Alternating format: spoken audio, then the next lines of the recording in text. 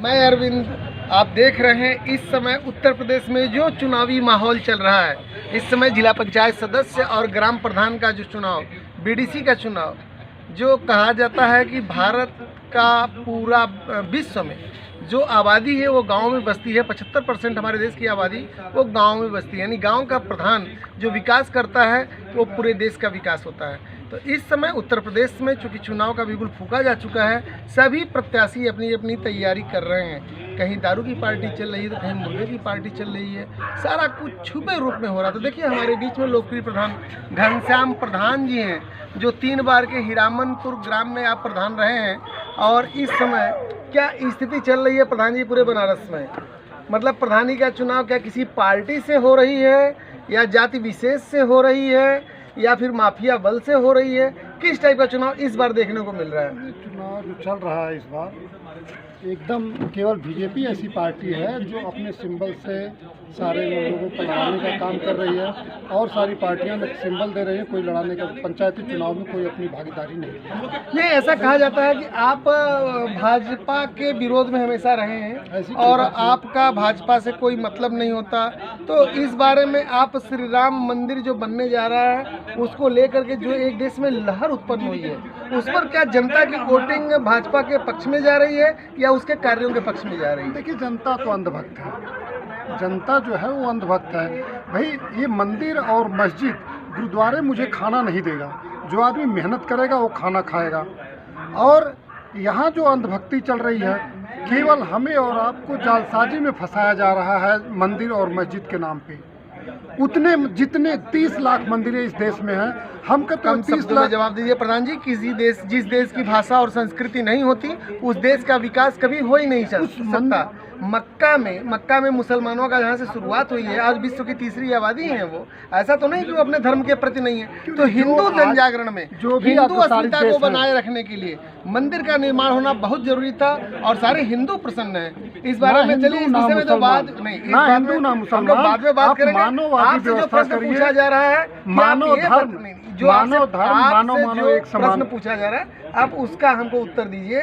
क्या आपको लगता है कि राम जन्मभूमि में जो भगवान श्री राम का मंदिर बनने जा रहा है उससे उत्तर प्रदेश की जनता उद्वेलित होकर के बीजेपी को वोट दे रही है, या कि पुनः जातिगत समीकरणों पर यहाँ का चुनाव होने जा रहा है? ऐसी कोई बात नहीं। जिसकी व्यक्तिगत छवि जो है, एक ग्राम पंचायत का चुनाव एक ग्राम पंचायत स्तर पर होता है। देखिए हमारे बीच में है जो है महिला मोर्चा की अध्यक्ष, पहाड़िया व्यापार मंडल महिला मोर्चा की अध्यक्ष रीना विश्वकर्मा जी, ये आप आई हुई हैं।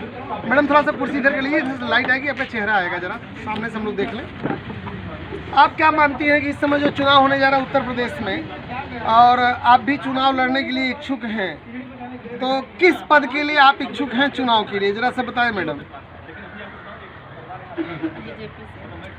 नहीं, बीजेपी तो पार्टी है, लेकिन अभी सभासदी का भी चुनाव आने वाले विगत वर्षों में होना है और प्रधानी का भी चुनाव होने जा रहा है। तो आप वार्ड में सभासद का चुनाव लड़ना चाहती हैं या ग्राम पंचायत का चुनाव लड़ना चाहती हैं? सभासद का। प्रधान जी देखिए, ये रीना विश्वकर्मा जी हैं, आप चूँकि गुरु रहे हैं इस क्षेत्र में, तो कैसा आप इनको कौन सा मंत्र देना चाहेंगे रीना विश्वकर्मा जी को? देखिए, प्रतिनिधित्व ही बहुत बड़ी चीज़ नहीं होती। आदमी को जब समाज सेवी लाइन में आना पड़ता है, तो आदमी हम प्रतिनिधि हों या न हों, हमें समाज की सेवा करना पड़ेगा।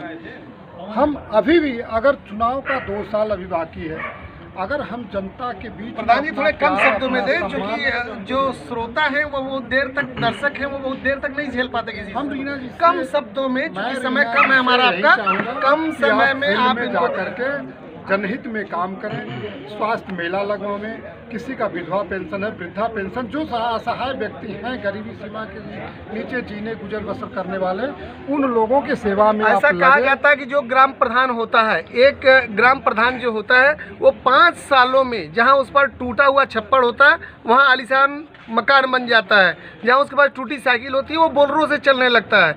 जहां महिला प्रधान के पास साड़ी नहीं होती है वो सिल्क की साड़ी पहनने लगती है।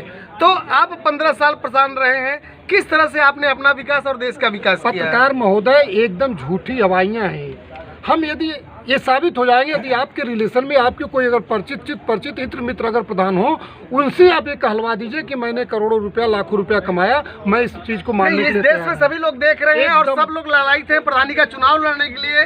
कहते हैं जब प्रधानी का चुनाव आता है तो दारू और मुर्गा उड़नतुआ दुनिया में और सम्मान से बढ़ के कुछ नहीं है। ये तो केवल कहने की बातें हैं, सम्मान, लेकिन अगर प्रधानी में इस तरह का फायदा न हो तो शायद लोग प्रधानी का इस तरह से चुनाव न लड़े। मैडम आप बताइए, थोड़ा सा आप काफी उदास टाइप दिख रही हैं, तो आपको इस चुनाव से कोई लाभ दिखाई पड़ रहा है और आप चुनाव कैसे लड़ेंगी, किस तरह की तैयारी आप कर रही हैं?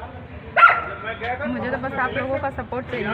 नहीं, जनता का सपोर्ट तो मिलेगा, हम लोगों के सपोर्ट से क्या मतलब? जब आप लोग का सपोर्ट रहेगा तभी तो जनता का सपोर्ट। देखिए ये है चुनावी समर इस समय उत्तर प्रदेश में, और यहाँ पे लोकप्रिय प्रधान जी हैं जो अपने आप को ये नहीं मानते कि इनका कोई विकास हुआ है, जबकि पूरा देश जानता है कि प्रधानी का चुनाव आता है तो गोलियां चलती हैं, तड़तड़ाहट होती है और लोग कमाने के लिए ही अब चुनाव लड़ रहे हैं। तो आप आइए और देखते रहिए इस चुनावी समर में हम लोग मिलेंगे। आज यहाँ पे मुर्गा और मछली प्रधान जी के द्वारा खिलाई गई है और सबको बुलाया गया है।